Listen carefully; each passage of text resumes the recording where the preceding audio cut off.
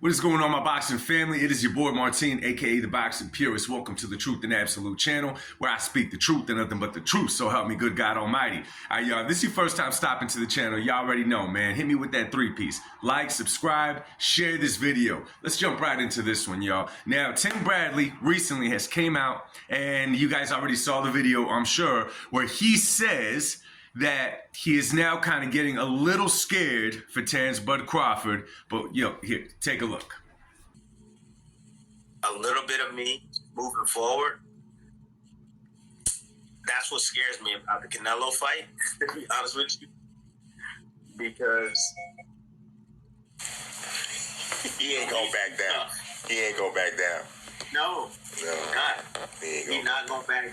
And he's tough. And okay, so the tone is obviously sounding a little different than it was a couple of months ago, per se, right? If I'm not mistaken, my man Timbradley, and shout out to Mr. Desert Storm, right? Shout out to Desert Storm. He had a hell of a career. However, a couple of months ago, he was pretty much saying that Terence Crawford was, I believe he said that Terence Crawford would knock Canelo out. Now, I'm not knocking that idea because this is boxing. Everybody has a puncher's chance. Look at Jaime Munguia and Bruce Arase. It could happen even with a guy that doesn't have a big punch. So Crawford has a big punch, but he's jumping up 2 or 3 weight classes. Who knows if that power is going to transcend into that weight class? However, a few months back, not only Timbradley, a few people were saying, and still are, saying that Terence Crawford is going to beat Canelo Alvarez, okay?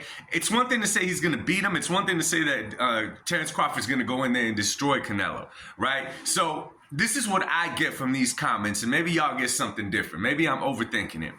In other words, Timbradley is saying that Terence Crawford has no chance in this fight.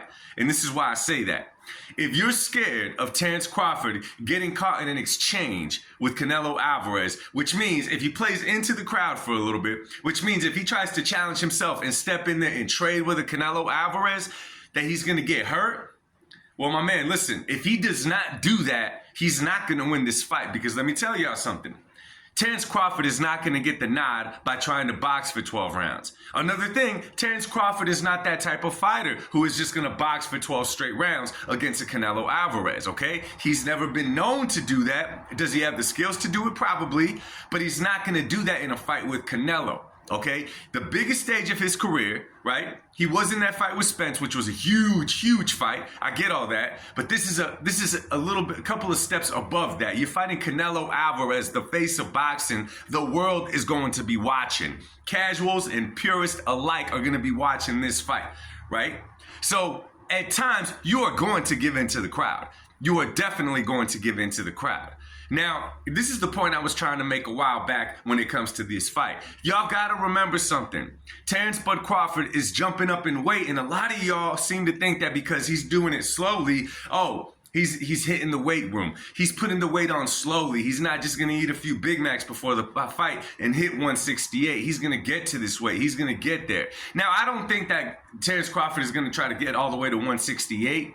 He'll be between 160 and 68, but there's going to come a point in time where he's going to bulk up way too much, and it's just not going to be a smart move from him, right? But still, he's going to carry all this weight inside of that ring. Does that mean that his cardio is a lot less going into this fight?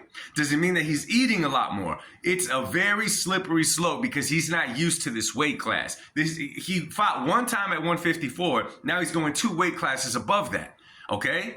Against a guy who has been fighting at 168 for, I don't know, what, 4 years now? More or less? So these are things that are now starting to set in the minds of people like Timbradley. There's probably going to be others to say the same thing. Let me tell you guys something. This fight sounds good on paper. I'm not disqualifying Terence Crawford from this fight, completely, because it is Bud that we're talking about. But you got to be real with yourself, and you got to look at it from the eyes of truth, baby. Terence Crawford is going to have a very difficult time with Canelo Alvarez. Y'all saw the interview where Terence Crawford was downplaying Errol Spence Jr.'s career.